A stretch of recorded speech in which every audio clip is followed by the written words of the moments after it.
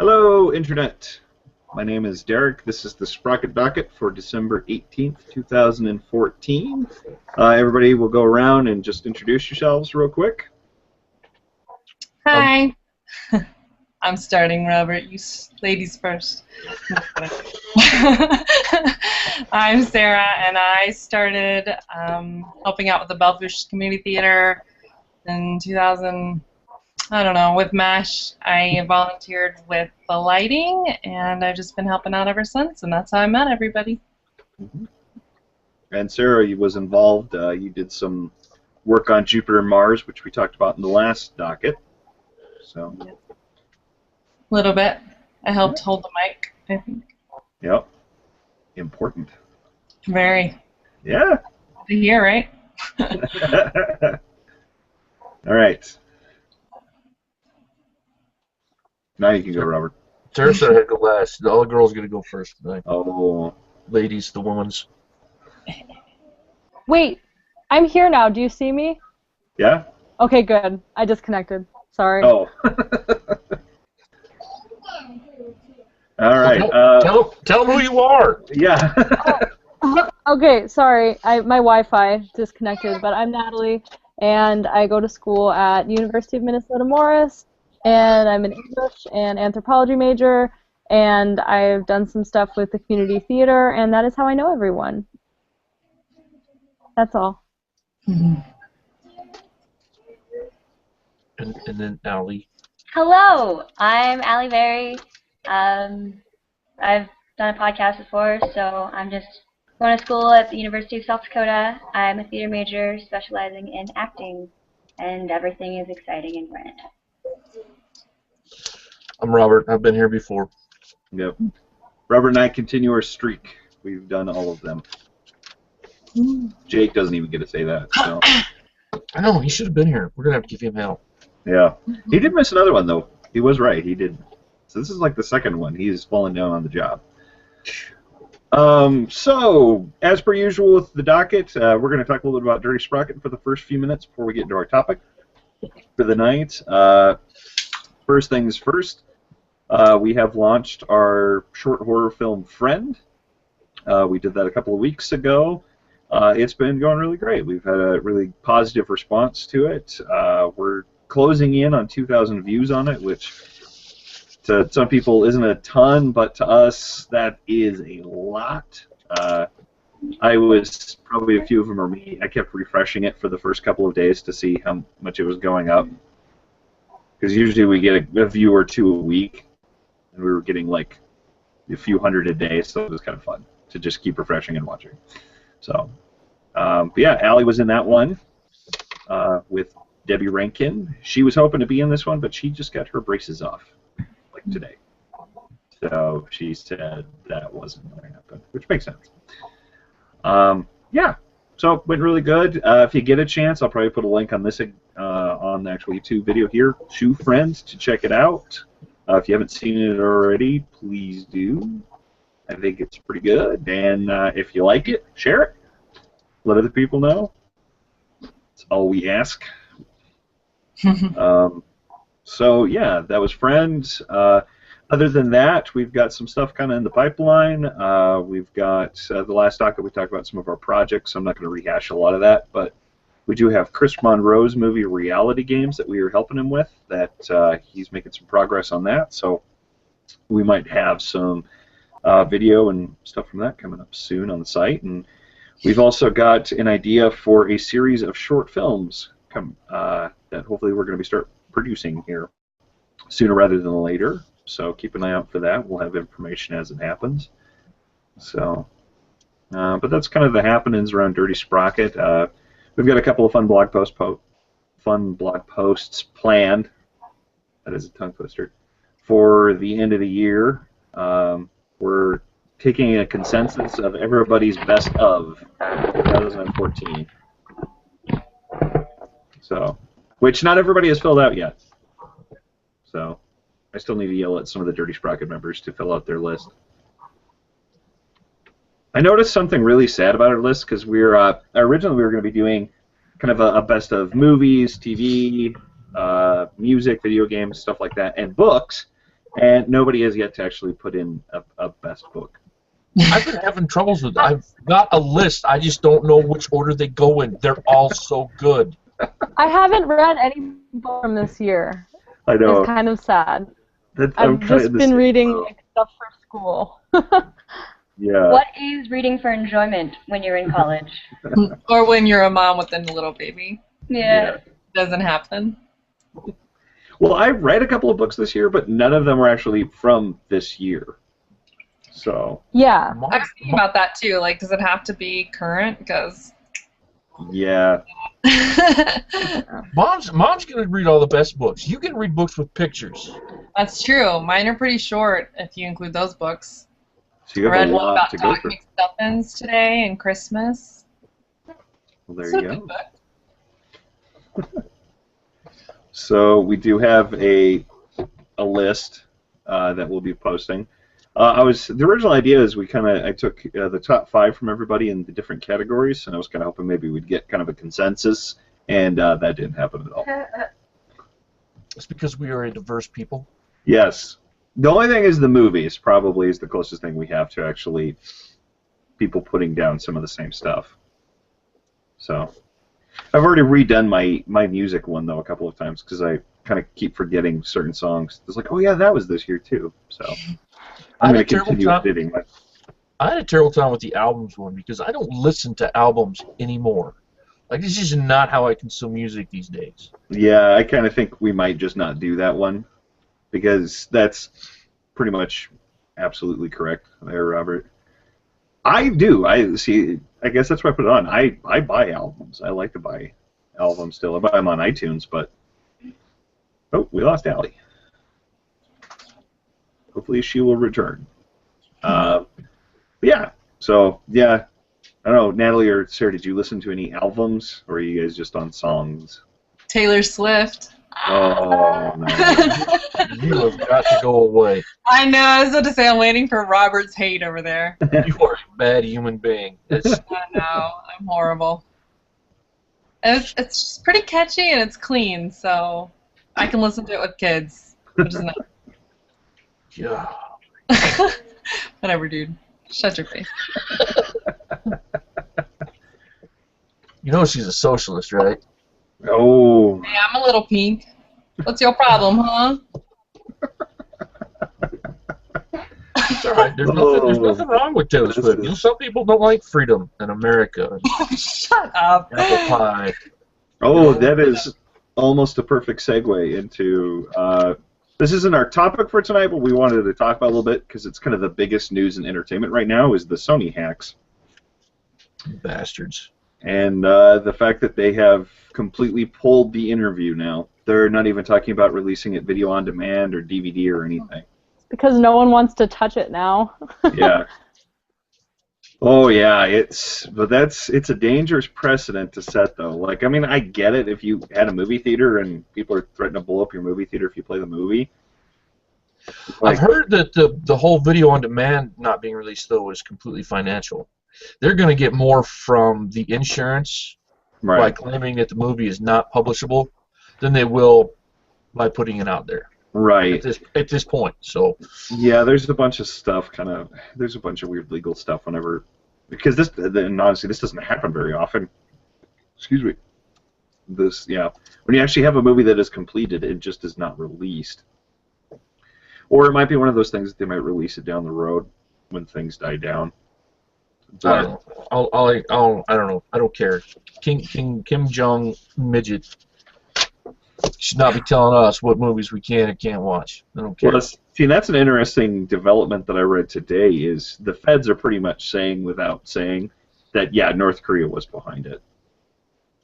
That they hired the hacker Who else group. would have done it? I mean, honestly. Well, that was the thing. Is there was a lot of talk that it might just been a third-party hacker group that got the idea because North Korea was saying. You know, it was just a group kind of taking advantage of the situation. But the feds are kind of saying without saying because there's a lot of Sony being a Japanese company and there's hostage stuff going on with Japan and North Korea. There's a lot of stressful stuff happening right now, so I don't know if anybody wants to push it too far over, movies and stuff. But It is kind of scary, though. It is a scary precedent that you say some stuff's going to happen, and you get whatever you don't like pulled. Well, whenever you threaten September 11th in a online thread, that's kind of a scary thing, too. Oh, yeah. I think that was the thing that really freaked people out. Because, I mean, Homeland Security did come out and say that they couldn't find any credible, that there was anything credible to the threats. But again, I think a lot of people just didn't want to risk it. Well, that's the thing, too. I mean, let's assume for a minute that this is coming from North Korea because it upsets what's his nuts over there. You know how many times North Korea has threatened doom upon America? Like, that's his favorite pastime over there. It's threatening to, whoop our ass. He just does that from time to time. My favorite thing I saw today was there were some movie theater chains that, since the interview was completely pulled, they were going to air Team America instead. That's almost worse that they won't let them do that. Yeah, but Paramount, that owns the rights to Team America, said no, which is interesting. Of course, they might be like, please don't come hack us, too. Because Sony is in trouble. They've got several... I don't think that Paramount's got to worry about that. The thing about that Sony hack, though, and I've heard this from just about anybody who's talked about it, is that the reason that Sony got hacked is because Sony didn't invest in its own security. Like security, like Sony literally had this philosophy that it is not worth spending tens of millions of dollars on a security system if at best you're only going to lose about $1 million worth of intellectual property. Right, so they're just like, piss on it. And this is not the first time that they've been hacked. I mean, they were hacked. Nope. The video game section has been hacked. The movie section has been hacked before. It's just they don't care about internet security. Well, that's why there's actually a couple of class action lawsuits being brought against Sony by their employees, because as part of the leak, there was employees' driver's license, passport, social security numbers, addresses, phone numbers, credit card, all sorts of stuff were included in that leak. It wasn't just movie stuff. It was employee stuff, and yeah, there's groups that are kind of forming a class action lawsuit saying that exact thing. Sony didn't take it serious. It got hacked, and their information got leaked. So, no, there's going to be repercussions, I think, for this for quite a while. And it is interesting how Hollywood is acting about it, too. Like, it is funny how many people are just sharing all of the stuff that came from the hack, which is a little bit of a dangerous precedent, because, you may like, oh, look how Sony looks stupid, we're going to talk about that stuff, but, you might be the next one to get hacked, and that's a whole different see how you react. See how you react if you're the one that gets it. But it is funny that people just keep reposting a lot of the information, and Sony's actually threatening lawsuits against websites that are hosting the information. I think those are empty threats too. I don't think there's nothing they can do about that kind of stuff. Yeah, the legality's a little hard there because they didn't hack it. They have the information is available, so. Well, I think the laws.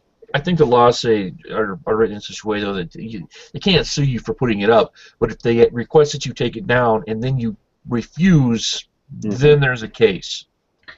Yeah. Right? Yeah, it's. Aaron Sorkin wrote an interesting op-ed, kind of chastising the Hollywood media for reporting on a lot of that stuff. I tend to agree with him on a lot of that stuff, but I tend to never agree with Aaron Sorkin except for this one time. This brought Aaron Sorkin and me together. No. So it was all worth it. Just for that. So anyways, yeah, scary stuff. I'm sure we might even do a whole docket on this maybe coming up because I don't think it's going away anytime soon. Yes. So we shall see. We have duplicate Natalie's in the stream now. Oh, we'll talk to both of them. That's all good. I was about to say one's Natalie. blonde and one's brunette. I'm sure they have similar ideas about things. You don't know that, Robert. Well, all right, that is an assumption, but you can't tell me that it's not a safe one. True. And you assume though you make an ass of you. That's true. That's true. Yeah, I'm not even going to give the rest of it because you're not making an ass of me, Robert. Just of yourself. All right. I think with that, like I said, there's enough fodder here to talk about for a whole docket. So we're going to kind of keep moving, and we're going to start talking about our actual topic of the night. I'll probably kind of give a brief introduction, and then we'll kind of go around and start kind of discussing a little bit. Big thing happened. When was that released, Robert? That article by Rolling Stone? November was when November? it was first published. Okay. In November, Rolling Stone magazine, they ran an article that was a first-person account of a student at University of Virginia. Is it University of Virginia Tech or just University of Virginia? Just University of Virginia. Okay, just the University of Virginia. And it's kind of a first-person account of a woman who claimed to be gang raped at a fraternity. But the article itself isn't just about that. It kind of talks about broader implications, kind of rape culture, what's going on at colleges, and things like that. And interspersed in that is kind of the woman's story. But soon after it was released, well, there started to become some questions about some aspects of the woman's story, which led to not a retraction being run on the Rolling Stone article, but they did post a quite lengthy thing on top of it. So if you go check out, we'll put a link to the actual article up on YouTube here. But they do kind of talk about that they kind of fell down in the reporting side of things. Now, they don't out and out say that they don't believe the woman anymore, or anything like that, or anything has been proven directly false. But they do kind of talk about a big part of it is, as we get kind of talking to it, a big thing was that the woman that they were interviewing had requested that they don't talk to any of the people who were allegedly involved in the rape. So they decided not to. But since then, some people have kind of, after the article came out, people started talking to some of the people who might have been involved, and that's where there's been kind of some inconsistencies in the story. Which it is and that's honestly one of the things that Rolling Stones brings up in their. It's not. I guess it's more of an apology than a retraction, but saying that they never should have agreed to not talk to anybody. That was kind of falling down on their end. That they should have interviewed some of the other people to get kind of the other side of it before running it, and they didn't. So. It's never good when a magazine has to run something like that says, yeah, we kind of screwed up big here. So it's been quite the controversy recently. I'd like to point out real quickly that this in case anybody hasn't read the article, but this wasn't a case of he said, she said type. This was supposedly a gang rape. This was 7 guys or 6 guys. I think 6 is what, but I don't think she exactly states the exact number. Well, I mean, these guys. Multiple. This was god awful, right? So that's why this was such a big deal. Mm-hmm. Well, and then it supposedly took place. Was that 3 years ago? 2 or 3 years ago? It was 3 years ago. 3 years ago. Okay, yeah. It wasn't something that say just happened. And then it was reported on. So, yeah. So let's talk about that. I think the first thing I kind of want to talk about with it is kind of the journalistic aspect of it, and then we'll kind of talk about some of the other stuff after that. I think reading it, I think Rolling Stone messed up big. Honestly, I do. I think they completely fell down in the journalistic part of it, not just the writer, but the editors who allowed it to continue on. I mean, that didn't happen in a vacuum.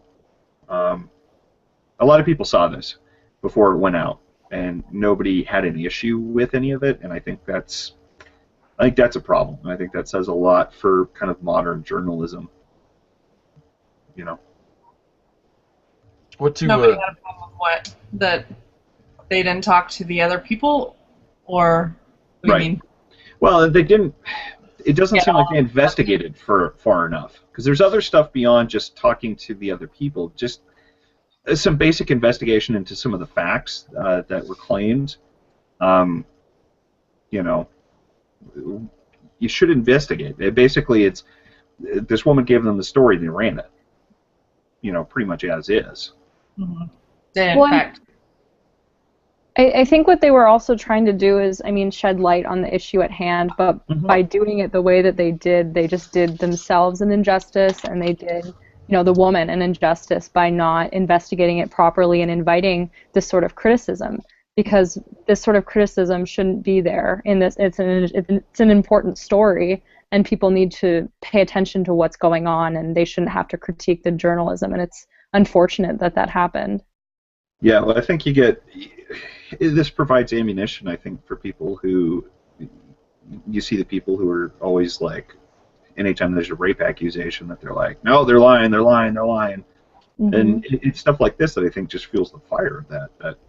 Again, it's not to say that this woman is lying, but it casts doubt on it. You can't have something like what happened and not cast some doubt on the story itself. Exactly. And yeah, I think that's too bad. And again, I think the interesting thing is the article itself isn't so much just about the rape itself. Again, it's talking about the wider spread implications and other stuff happening, especially at the University of Virginia, that, honestly, this is flavor text, which is like awful to say, but that's what the story is. It's to keep you reading all the other stuff that's not quite as, like, it's awful to say, but it's a less interesting read. It's more talking about facts and statistics and things like that. So you have a story in there, to kind of spruce it up, and then so people are more apt to keep reading on it. Well, I would have to disagree with that. I think the point of this, I think she picked this story because what happened is not unusual, right? But I think the common person assumes that this sort of thing is unheard of, right? I mean, but it simply is not. I mean, this is, like this particular school, this UVA is under investigation by 2 different federal agencies because, I mean, this is literally the culture on this school campus. I mean, it's common practice. Mm-hmm. They have a special term for it. It was what was it? It was like a bad.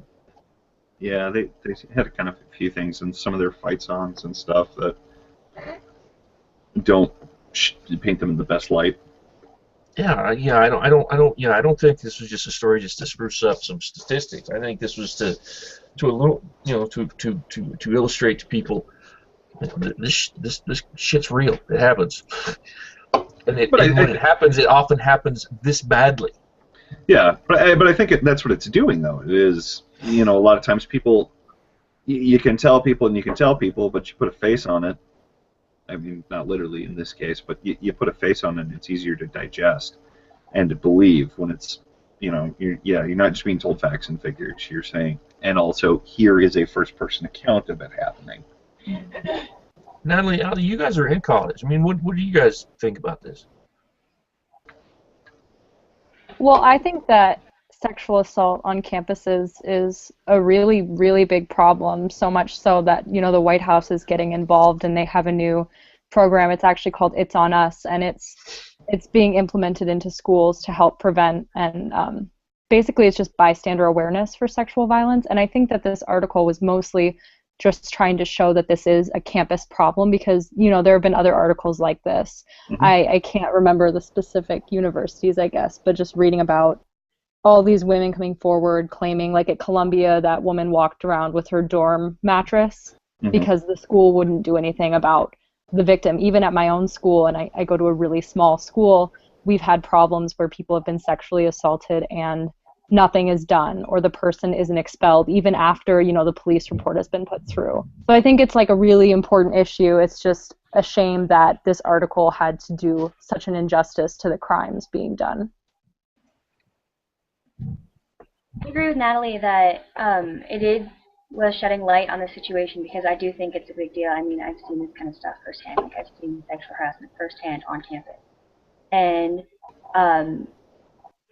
again, I agree with Natalie that it is a shame that it has to be questioned when someone does come forward, because there's so many people that feel like they can't do anything about it when it happens to them. And I think that's a problem. Mm-hmm. Well, I think, yeah, oh, sorry. Oh, no, go ahead, go ahead. I was just saying, I think with the article, I mean, at the end of the day, it feels like it was the best of intentions. You know, they thought they were doing a good thing. But the problem at the end of the day is this was supposed to be journalism, you know, which is to raise awareness and stuff like that, but also part of it is you're supposed to be a journalist. You know, you kind of need to detach yourself from what you're writing. And I don't think they did that. I think they had a great story. And that obviously it had a lot of impact before it started being kind of called into question. And it had a great impact. It was being shared and people were reading it and things like that. But I think that got the better of them.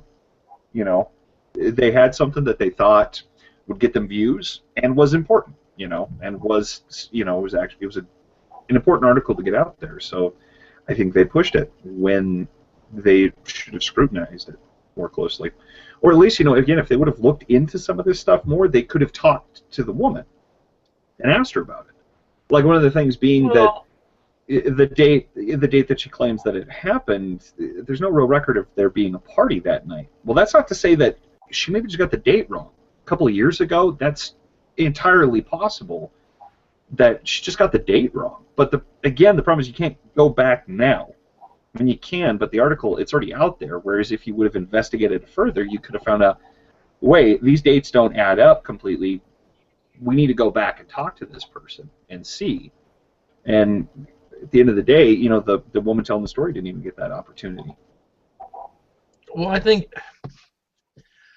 in all fairness, that a lot of the things that were in error about this article are small things, or petty things to start with. And it's important to point out, I think also, the author of this article didn't just write a story with a narrative that she wanted to write and then just said, forget it.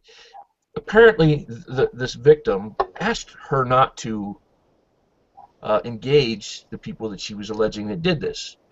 You know, and so I have to assume, I have to believe that the author and her editors and her senior editors and people at Rolling Stone magazines gave this some consideration and decided that, you know, in respect to this woman who told this story, is going to share this story, and you know, her experience being raped with the world, that it was that, you know, they would just honor her decision not to go question these other people, which we now realize was a bad call. Right. But it wasn't sloppy journalism. It was just a bad call that led to, you know, the Washington Post, I think it was, ended up talking to these people, and they found some inconsistencies in the story. But like you was pointing out, these inconsistencies were, you know, was it a Tuesday or was it a Friday? Was it, you know, was it this frat house or was it that frat house? I don't think anybody is contesting the fact that this woman was raped, right? Well, no, I think that's out there, that there's a few other holes that, again, maybe don't mean, but it is being looked at as possibly being a hoax by the woman. It's not just a matter of that, you know, that's, you know, some of the stuff doesn't add up. There's some people actively looking into it as it's possibly made up, or at least embellished past what exactly happened. But again, when you see, I disagree with you, Robert. I think it is sloppy journalism. Yeah, I mean, that woman has every right to ask for them not to go talk to these people, you know. But at the end of the day, and it's even what they said in their apology, Rolling Stone, is they shouldn't have agreed to that, which might have meant that she wouldn't have told them that story, which is a shame. But if you were supposed to be a journalistic source, you know, you should be held to a higher standard with that kind of stuff, where you need to, what you're putting out there should be the truth. And that's not to say that it's not the truth, but when you start getting those small things, it makes you question everything else, which is awful. Like, you know, it's terrible, but that's the effect that happens when when someone ends up not being. I'm going to ask a maybe dumb question, but I didn't really follow this story. So when the story came out, what was it that started the controversy? Was it people coming forward saying, no, that didn't happen, or was it people finding holes in the story? Like, what made this, what brought on the rest of it? There was the big thing that broke it was, now the school was issuing some kind of saying that, no, that's not, that this doesn't go on, which I wouldn't trust that school because, like Robert said, they have a huge problem there. They sound like assholes, and they run a shitty school. But a lot of it, though, was the Washington Post, because this was a big story. The Washington Post did a little bit more digging, and that's when the Washington Post was kind of the ones. Yeah, that. And there's a few things. I think it again. I don't really think it's the details of the article that made this such a fiasco. It was, so this article came out, right? Mm-hmm. And this victim asked the author of the article, I don't remember her name, not to question the people that she's alleging raped her. So they didn't, right? Mm-hmm. So Washington Post comes along, and they do, right? And so what they find out is that the guy that she's claiming she was on the date with wasn't a member of the particular fraternity that she said she was raped at, and that particular fraternity didn't have a party at that particular night. There was just some inconsistencies that don't necessarily mean that the woman wasn't raped. It just means that her facts were mixed up and they didn't follow through. So what Rolling... In traumatic, I said, and to be honest, in traumatic cases, that's probably pretty common to have things confused. I mean, your memory in general is not the most reliable source. So for something traumatic that probably induced stress and shock, it's probably hard for her to piece together anyway. I mean, people block out a lot of stuff. That's exactly right. But what Rolling Stones did was they followed folly with folly. They came out with an apology that said, we're sorry, but it turns out that our star witness wasn't as credible as we thought she was. Mm-hmm. So they blamed their error on her. Right. And of course that didn't work out because... Yeah, they've since changed it to the one that's on there now. They had an original one and then they changed that. Right. And so as this thing's coming out, I mean, it's just kind of getting worse and worse. Mm-hmm. And so you have a bunch of people that you have, say on one hand, we'll just call them feminists, it's not fair, but we're just going to lump them up in feminists to say that it doesn't matter that these details are wrong. The article itself is still pointing to a problem that truly exists. Mm-hmm. Then on the other hand, we'll call them misogynists, for lack of a better word, saying, no, this is just another example of women crying wolf for no damn reason. Mm-hmm. And so you have this stupid argument that's confusing the issue that, yeah, Rolling Stone screwed up. They did bad reporting. Absolutely. But I was going back through this article and I was writing down some of the statistics that this girl was highlighting, this author's highlighting, and nobody's disputing them. 1 in 5 women are raped in college. Nobody's disputing that. Only approximately 12% of rape victims report it. Nobody's disputing that. I mean, there's a lot of important stuff in this article that nobody is disputing, but unfortunately nobody's talking about either. Excuse me. Yeah, and that's on Rolling Stone because they did a poor job. That was their job. Like Sarah said, that this could be a traumatic experience, and it being incorrectly recalling details, getting details wrong, isn't that uncommon in cases like that. But that's where you needed Rolling Stones to check some of the stuff out. That again, they could have caught all this before this ever went out, and they could have addressed it. They could have gone back to the woman and said, some of this is not enough, and talked to her, and maybe they would have realized, then maybe it would have been, oh, okay, well, that's maybe what's going on. You maybe just incorrectly recalled, but without doing any of that research further. Again, you can't go back now. Cat's out of the bag. You open it up. There's no, you can interview her all you want now and run stuff after, but it doesn't matter. The story's tainted for all time because of this. And it might not have been if they would have, done their job, honestly. Like, I have quite a bit of disdain for Rolling Stone with this one, and not even just the author. because honestly, I get the author.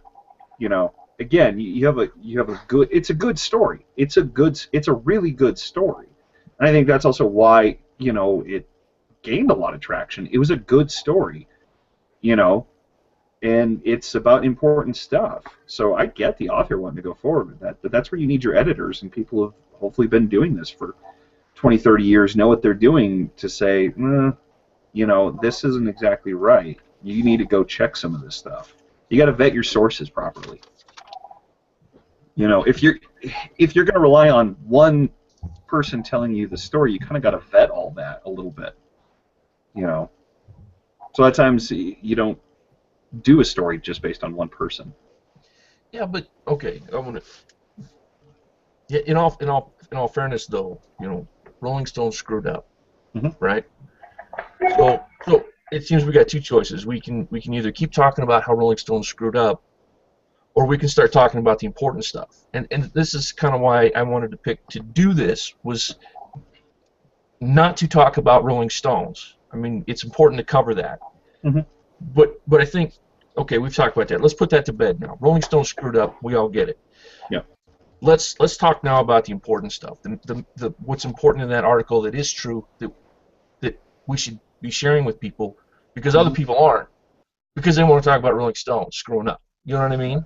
Right. Like one of the things that I was curious about that I read, and maybe Natalie and Allie can help me with this. And Sarah, you went to college too, didn't you? I didn't go to college. I joined the Air Force, so I didn't know. But in the article, it says, and this might just be at school, but it said sororities are dry. Like if y'all want to drink, you got to go to a frat. Is that true at your school? Or is that just a UVA thing? I don't have that at my school, so I have no idea. Yeah. I honestly have no idea about sororities, like if they're dry or not. I know that we have one house that's a frat house on campus, that's actually on campus, and it's dry. But all the houses that are off campus have parties all the time. Yeah, I guess that I could see where that's coming from with the dry sororities, because I think there are stricter policies in place for women in sororities, and there are a lot more rules. I can't say from experience, but it sounded credible based on what I know about sororities and fraternities. In Tennessee, sororities weren't allowed to have a house because if you had more than 7 women living in a house by themselves, it was considered a brothel. So they didn't have sorority houses, but most of the sorority girls I know drank. My cousin was in a sorority, and I went and visited her for a few days, and we drank. But I don't know. I've never heard that sororities were dry. I wonder if that might be it's maybe common throughout, but I wonder if that is a school by. That sounds like something that probably a school by school basis. Well, it just I don't know. Yeah, that one just stuck out to me because. That is interesting, though, that the frats aren't, but the sorority is. Yeah, I don't know why. I mean, it just seems stupid to me that you would have to, if you want to have a good time, go to a fraternity where, I mean, I'm a guy, right? I was 19 once. I know what guys at fraternities are looking for at a fraternity party, right? But I also am smart enough to know that the women that go to those parties, they're not necessarily looking for that. But if it's true that they're going to these parties because they can't have parties of their own sororities, that's stupid. Because, right? I mean, wouldn't you feel safer in your own house? With, I mean, what's and I might be way off base here, but what's better, getting drunk surrounded by your fellow sorority girls, or in a strange frat with strange guys that can't wait for you to get drunk? I mean,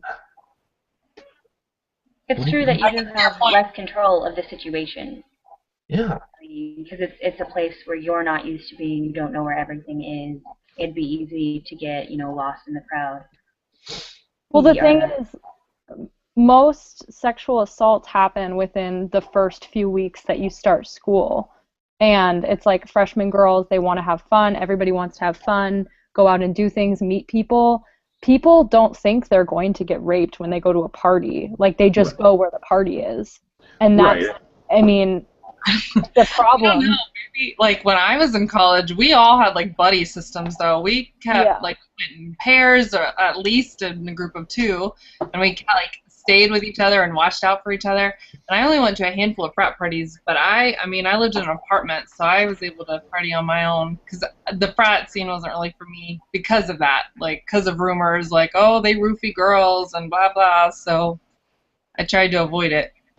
Well, I think that's. I mean, one thing I think you can take a look at with the article, the rest of it beyond the story part of it, is fraternity culture. I think, and I don't have any full statistics to back this up, which is also hard with rape statistics. Is it's hard to get a good sense because it is so underreported. It's hard to get a full, accurate reading on what is the actual numbers, but what I'd be interested to see is the differences, let's say, on a college campus that has a big fraternity scene, and college campuses that don't have that, and where those statistics might vary. The school I went to was about a decade ago, and there honestly, and this kind of stuff wasn't talked about as much when I was in college. Kind of rape culture and things like that in colleges, you didn't really hear much about it. But the school I went to was just an art school. We didn't have other activities. There wasn't anything else beyond school. There wasn't frats. There wasn't sororities. There wasn't even sports or theater or anything like that. And now, I don't have anything concrete to back this up, but I didn't even hear the entire time I was at school of assaults or rapes or anything like that. I'm not saying that you would just hear that, but you didn't even hear whispers of it. That this was an issue of anything going on, which doesn't mean that it didn't happen, but as opposed to where you hear, schools that have these big, frat cultures, and you hear all the time, like you said, don't go to that party, they roofie girls, or you kind of have that. So I don't know, but I think in South Dakota, I think the school with the most reported sexual assaults and stuff and rapes is SDSU. Which is also probably considered the biggest party school in the state, out of the state schools. Is it pretty clear for you, Natalie, do you guys know where to stay away from? I mean, is there... Yeah, actually, there are rumors and stuff, and we don't have fraternities. Like, I go to a tiny liberal arts school, it's like 2,000 people, but, the houses off campus and where people live, like, you don't go to the sports houses, like the rugby house, because we have rugby at my school. You don't go to, like, the soccer house. And, it's basically the equivalent of a fraternity. And if I've ever heard of a sexual assault happening, it's been at one of those houses. Didn't you say earlier that those people weren't expelled? Yeah, there was a case of a girl who's actually in my year at school who was sexually assaulted, actually like her first or second week at school, and she reported it to the school, but they did not remove the person from campus until well into the next semester. So she had to continue to go to school with this person, and the school didn't do anything about it until about halfway through spring semester when he was expelled. Do you know what the process is? What steps they go through to handle that kind of thing? Uh-oh. I think Natalie's Wi-Fi just... How about you, Allie? Do you guys know what your... I've never stepped into a frat house at our school except to deliver pizza. But, we get kind of, like... There's always warnings and stuff, like, don't go... like, every other Thursday night, there's one that has a dance, and everybody's like, oh, don't go there, it's so gross, the walls sweat. Like, you hear a lot of stuff, but... I'm not big into, like, the frat or sorority culture at all. I have a couple friends and stuff, but that's about it. So I don't care a lot about that. I'm pretty separated from that kind of thing. Is there a lot of education on campus about rape statistics and... you guys hearing about this stuff? This is a big deal. Yeah. I am kind of stuck in the thaw or at Domino's all the time, so I haven't gone to a lot of, like, events. And so I haven't even been to a football game, and I'm a sophomore. I kind of fail at this kind of stuff. But so that I know we do have a lot of speakers and stuff, but I've never actually attended one. And the things that I've heard about, I guess I did hear of last year a rape that happened that I guess campus. This is all a lot of secondhand. I didn't hear a lot about this. I just have I have a couple friends in the journalism department, and things that I hear are usually from them, especially the one who's huge into digging stuff up. And I guess there was a rape that they didn't really address that much. I did get an email later on about being safe and stuff, but yeah. We have at my school like a huge presence with anti-violence, and we have this thing called Green Dot where you can get bystander certification on how to prevent violence at parties and stuff like that. And we also are part of the It's On Us initiative with the White House, and I'm actually on that committee. So we have like a lot of speakers, and I'm actively involved in the literature and getting this out to people on campus and trying to make it safe. And we actually had a lot of people who live in party houses, I guess you would say, who have parties frequently. They all got the Green Dot certification. And I know that a lot of other schools are doing that too, but I don't know if it's enough, because I go to such a small school. I have no idea what bigger campuses can do to get involved at that level, Now I'm kind of curious now, because you kind of cut out when we were talking about that earlier. Yeah, sorry. No. Like you said, the person that wasn't expelled until much later, was it, did the school say anything? Was it a matter that they said they were investigating and that's why it wasn't expelled? Or were they not investigating it for so long? Or my understanding is that it happened on school property. I think it happened in one of the dorms. Actually, it didn't happen at a party house. It happened in a dorm building, and the victim did end up reporting it to campus police.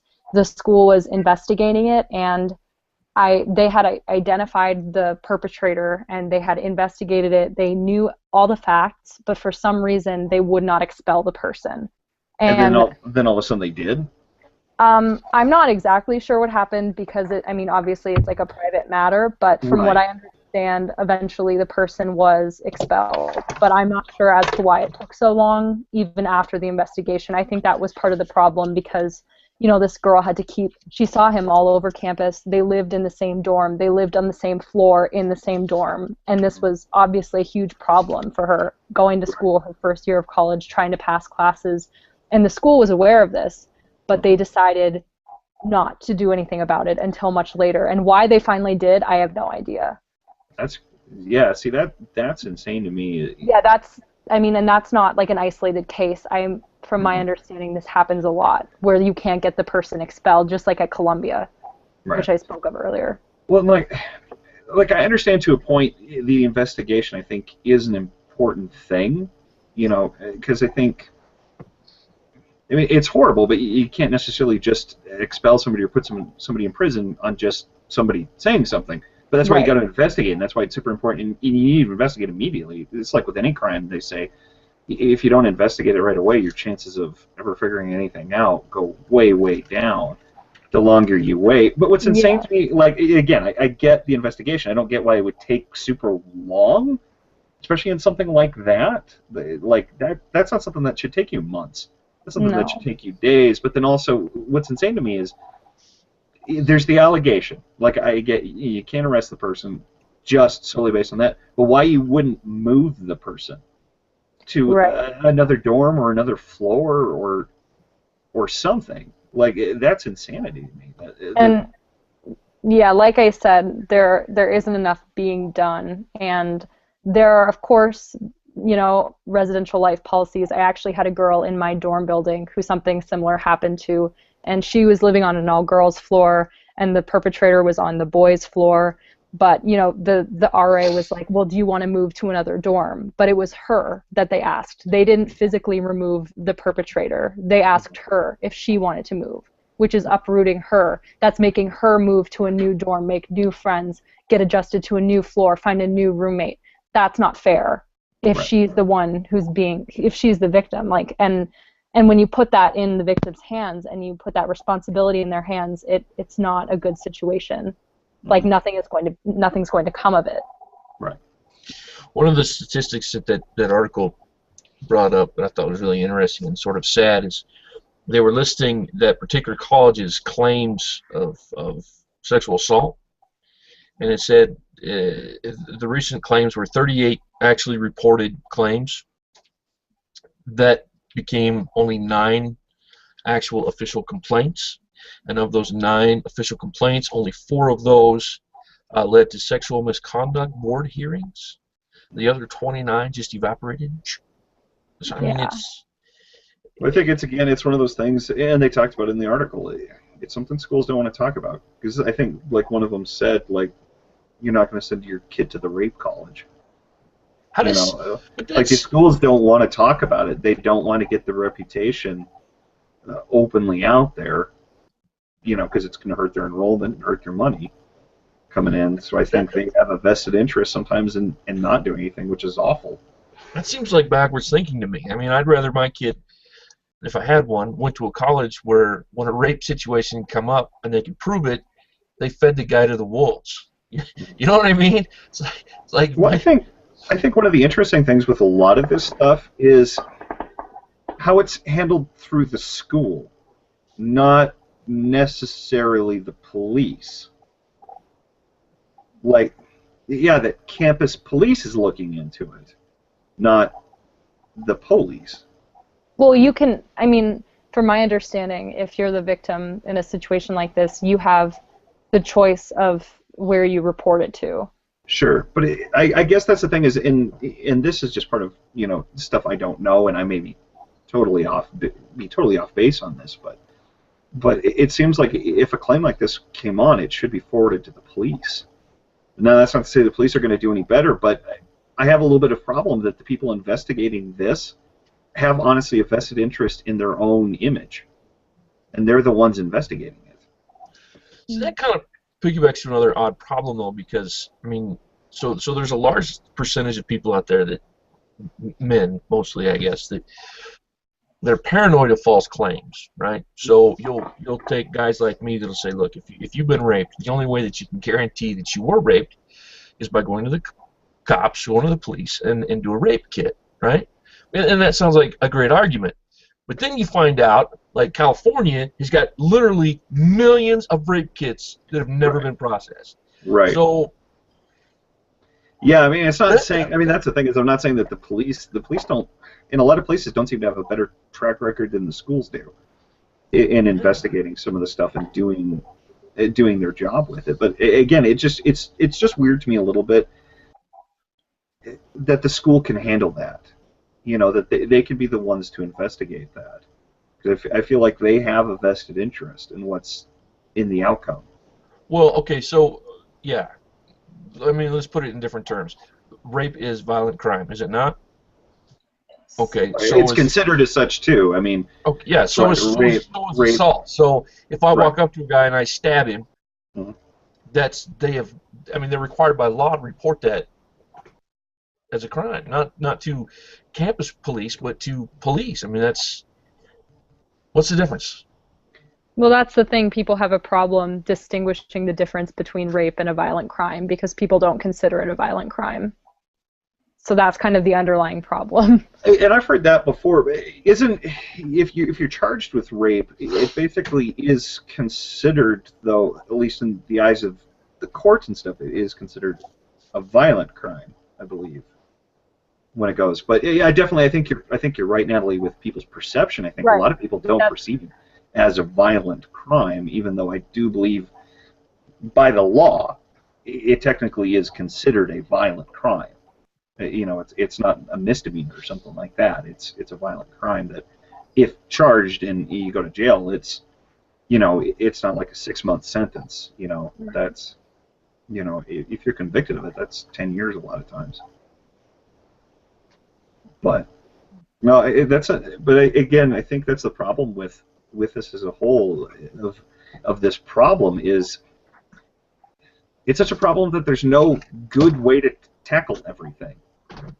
Like there is no, like you said, Natalie. I mean, your school's trying to do what they can, but there's no just this is how we fix it. This is how we deal with it. you know, unfortunately, there really isn't that.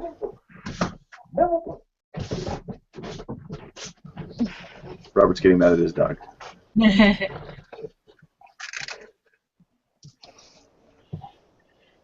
Hi. So, but yeah, I mean, people have a lot of different ideas, which, you know, honestly, I think the thing that I've heard that I think makes the most sense is education, especially at an early age. You know, not when you're in college, and that's not to say that you shouldn't have education when you're in college for these kind of things. But I think when you're younger, you know, try and catch that earlier. This year with the high school, or last year with the high school, we got approached. There was a program being done for the student body that was done by the sexual assault response team group out of Butte County, which was the lawyers and cops and different things. This group, and they did a presentation, and our theater group did a little skit kind of beforehand, and then they did a presentation, which I think was good, but it was terrible of how it didn't go over. I mean, I ran sound for it, and I saw just people talking to each other, and people were laughing and joking about stuff, and that was scary in and of itself. Yeah, I remember they did that when we were in high school too, and I just remember nobody taking it seriously and people just laughing about it. Well, I think that has a lot to do with because high school, you know, the faculty, generally speaking, in high schools want to pretend that sex doesn't exist for teenagers, and then they feel obligated to run this, you know, this rape thing. This, you know, how are you going to expect teenagers to take it seriously? You just, you know, if it's something that you're going to address one time just so that you can check mark a, you know, you know, a to-do list, or, you know, I mean, it's kind of. Well, I think that what you say is really interesting, how people and faculty members like to pretend that teenagers don't have sex, and I think that that's important to open up a dialogue about it and have, you know, a proactive sex education program in high schools. So talking about rape and talking about sexual assault and talking about consent isn't so disgusting and weird because it's an ongoing conversation. And so that just opens up an entirely different can of worms, honestly. I'm curious to know what you women think about, and maybe you haven't heard about this, or maybe you have, the change in thinking from no means no to yes means yes. Do you have an opinion on that? Have you followed that? What do you mean? Well, apparently, I think California is changing its laws. I think it's California is changing its laws, and I think a lot of other states are following suit. The law used to be no means no. A woman says no, and you proceed. You're breaking the law, right? But let's say she never says no. Let's say she never actually outright says no. It's much harder then to convince a jury that the rape occurred. You know, you go say she never said no, right? Whereas the logic now is moving towards, if she doesn't explicitly say yes, it's rape. She's got to tell you that she's in this. Yeah, I don't think silence is consent. No, it's not. It's not. Well, that was one of the interesting things at the assembly that they did. Like one of the few actual questions that came out, because they opened up for questions, and most of them were horrible and stupid. But there was actually one question that was a valid question where they said, well, you know, let's say if the girl's drunk and we have sex and she doesn't say no, and he asked, and basically the lawyer that was part of the group, he said, yeah, no. He said, just don't do that, because that's not consent. But that was interesting, because I hadn't really heard that before. Yeah, like Robert, you said, that's kind of changing. It's no longer just the no means no. No means no. There's more conversations coming up about consent than I think there used to be. How much? Don't ask this question, and it might be kind of an inflammatory question, but reading this article, this just kept popping into my head. Do you think in colleges where there's a large rape culture, or even in your colleges where there's just a little bit, if there is that, I don't know, but do you think women are complicit in that rape culture? I mean, at all? Silence. The Natalie drops. Oh. Goodbye. Natalie's internet's been on the fritz. Can you expand on the question just a little more, Robert? Like, Well, okay, so as I'm reading through this Rolling Stone article, they were talking about so you have a bunch of kids in high school, and that's what they are, kids, right? They're away from their home. They want to party. They want to have a good time. They want to experience life. They want to do the things that they've heard about. And so you have women that are and guys are doing this too, but you have a certain degree of women that are out there. They want to go to these parties. They want to hang out with these frat guys. They want to have that.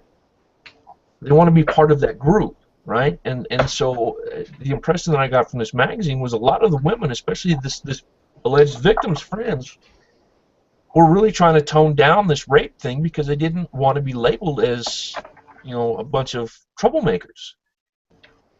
And it sounded to me in the article that happens a lot, that women often don't want you talking about that stuff because that kind of stuff will exclude you. Will end up getting you excluded from the parties and the different things. So, I mean, in that sense, I mean, is that a fair question?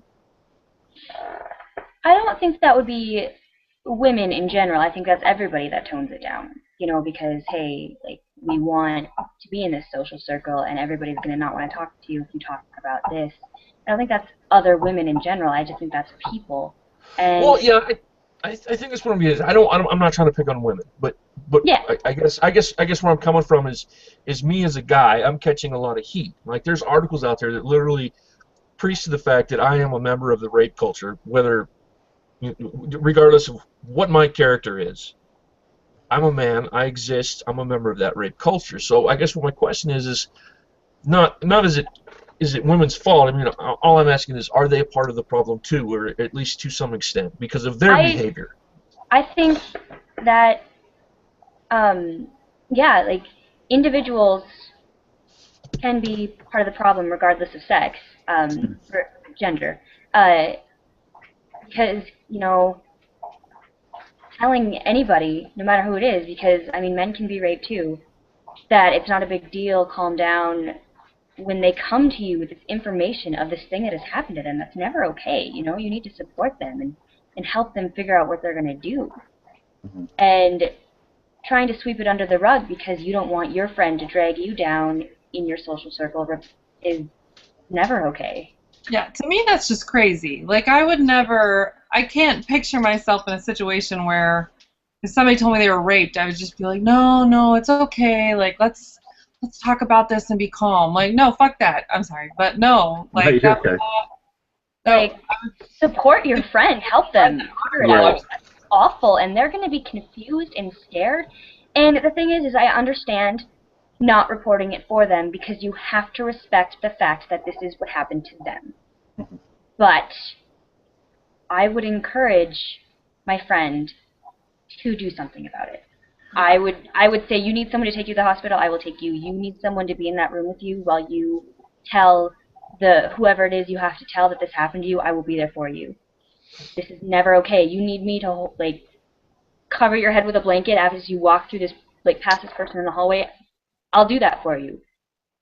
So, I mean, there's ways to support them regardless of if you want to run off and, like, tell that this happened to them, because I don't think you should do that either. I mean, I think it's one of those things. I think what you're talking about, Robert, I think they're shitty people. Yeah. You know, and women can be shitty and men can be shitty, and everything in between can be shitty. I don't think you can completely put it in a box. One way or the other. I don't know that I necessarily want to.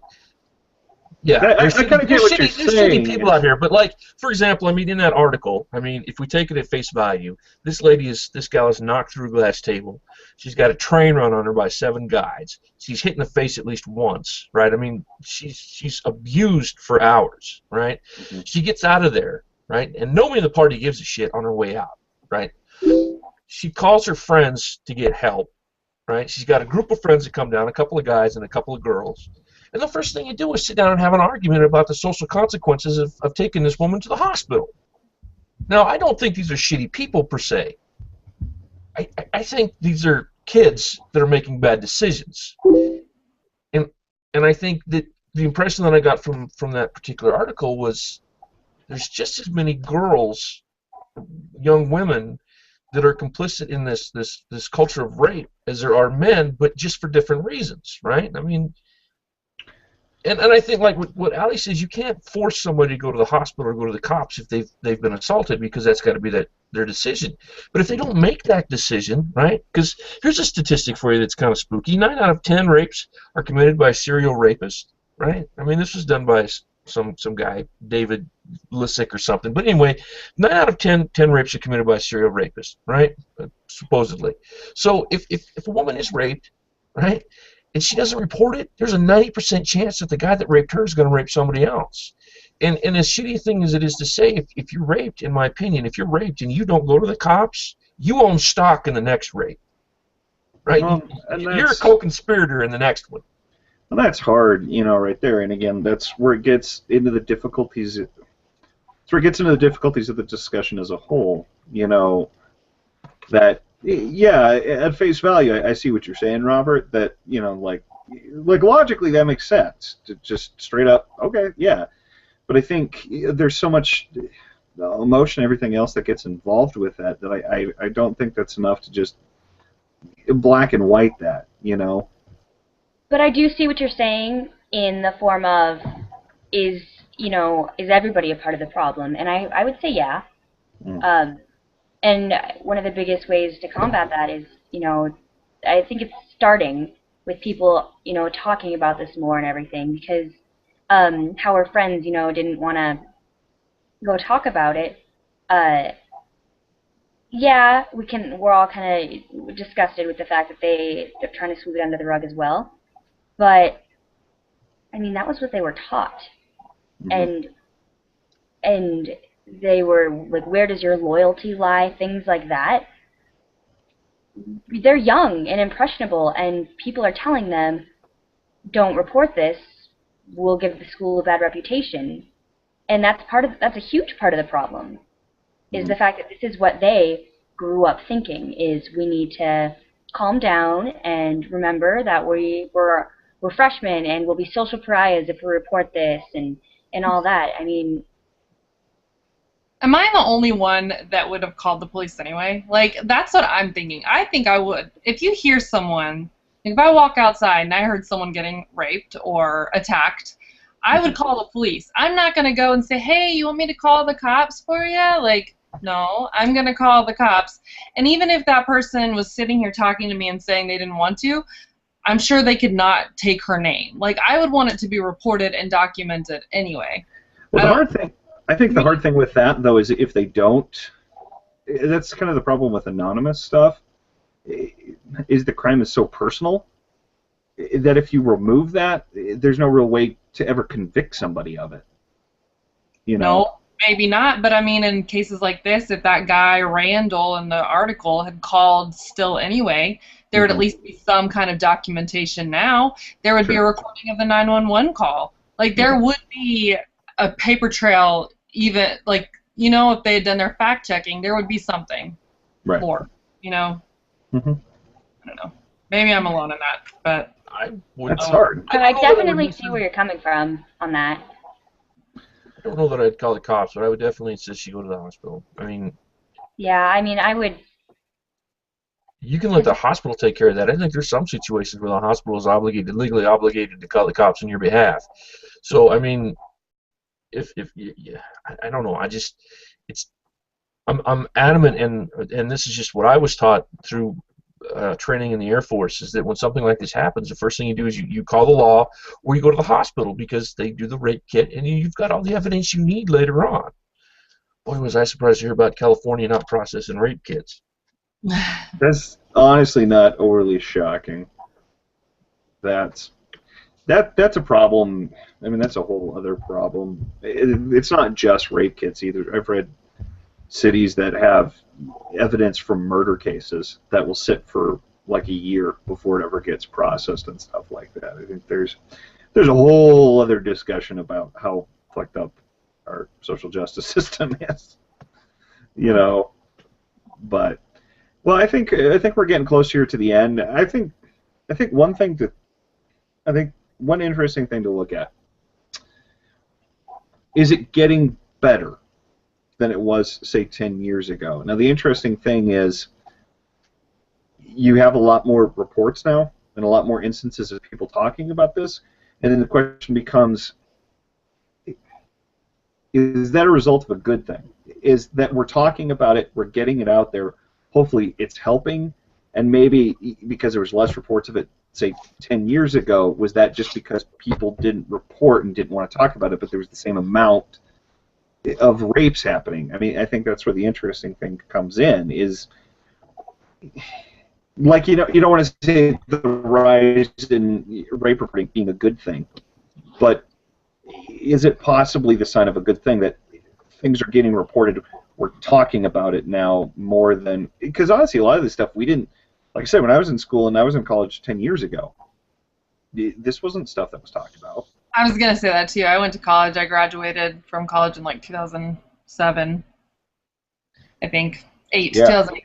And we didn't talk about it at all, like not openly in a public forum or anything like this. Like you heard whispers, like I said earlier, but we didn't talk about it. There weren't seminars on it. There weren't speakers on it. In high school, there definitely wasn't any. No, not in high school at all. So I think it's an improvement that we're at least discussing it and addressing it, because I know it happened then. Like I heard stories and I knew people, and it definitely happened. So I think we're improving upon the problem.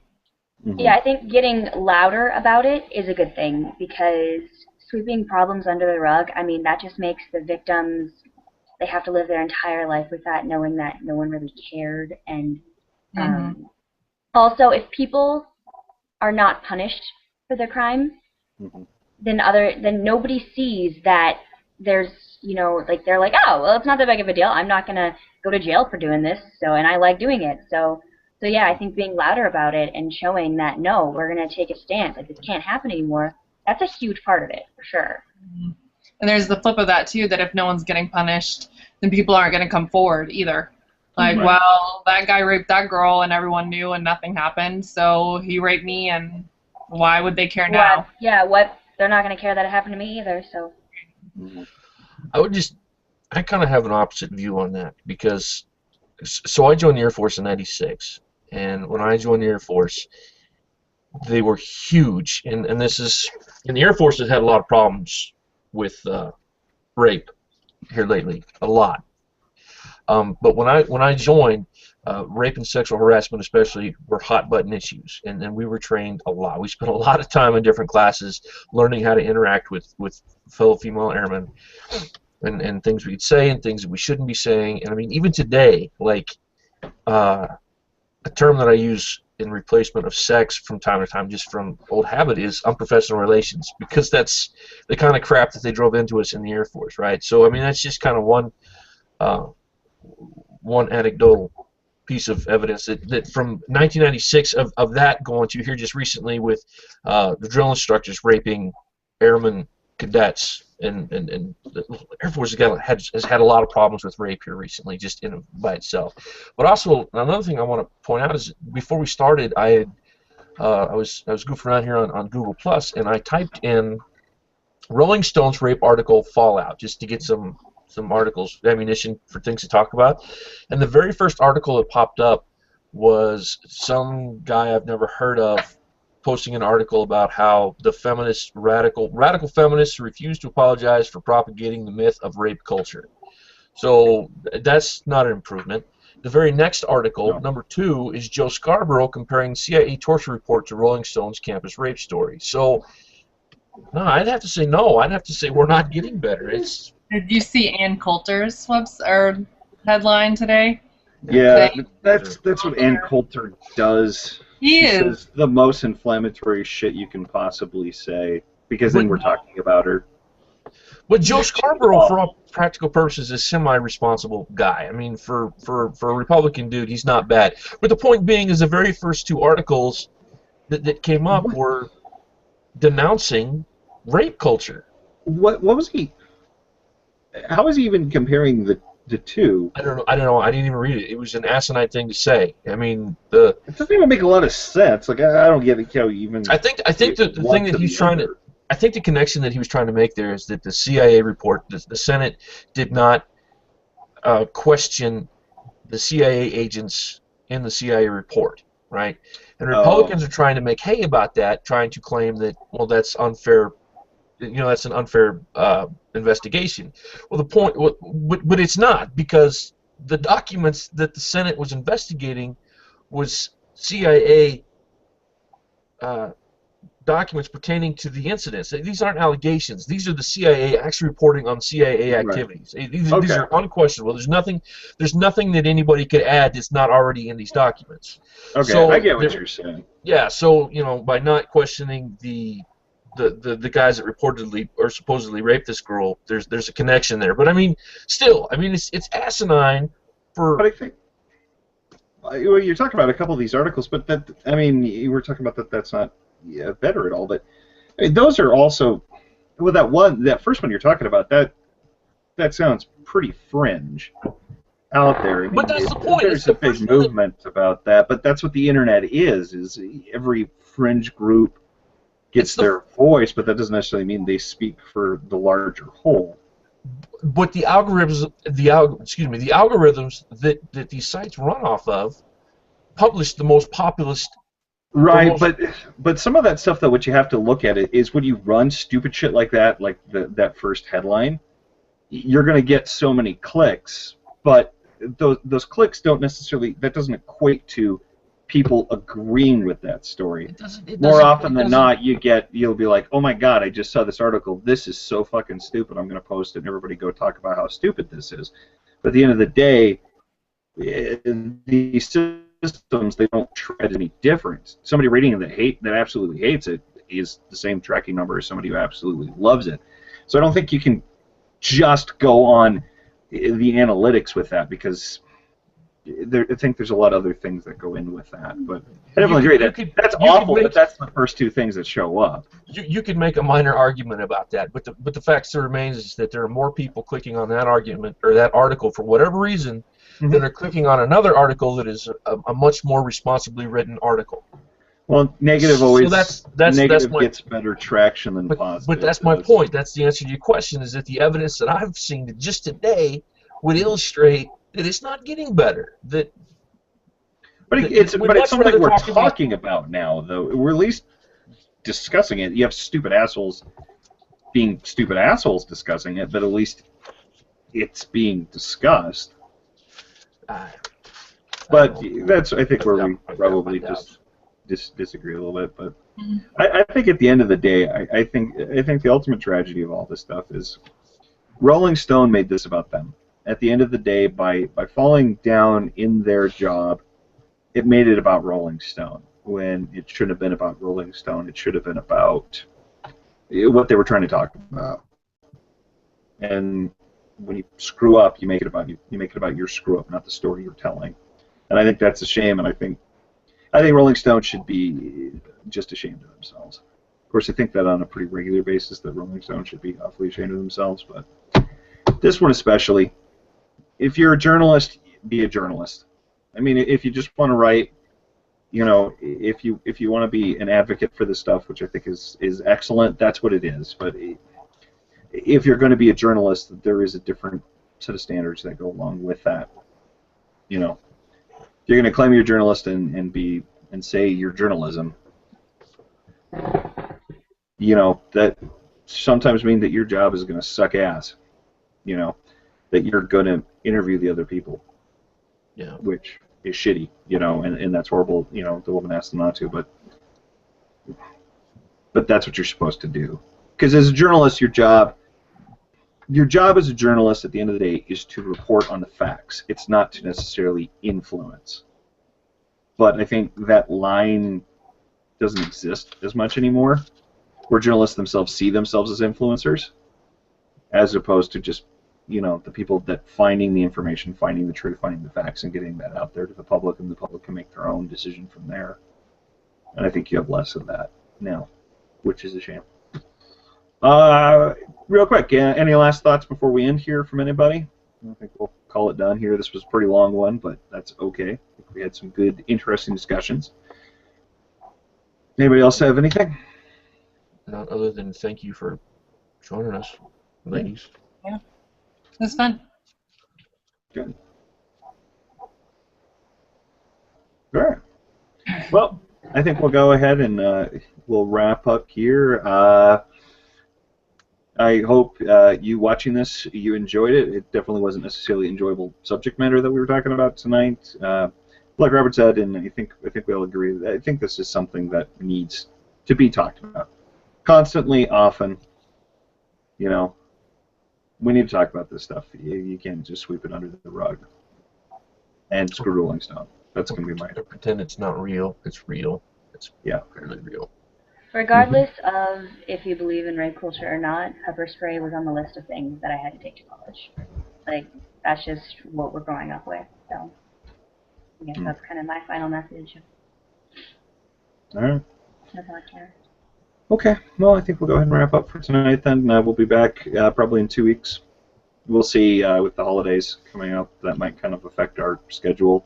But probably the next one we do might be a little bit more lighthearted after this one. But yeah, thank you so much for watching. If you enjoyed it, share, comment, anything like that. Tell us what you think. Yeah, with that, we'll call it a night. So thank you. Thank you. Bye. Bye.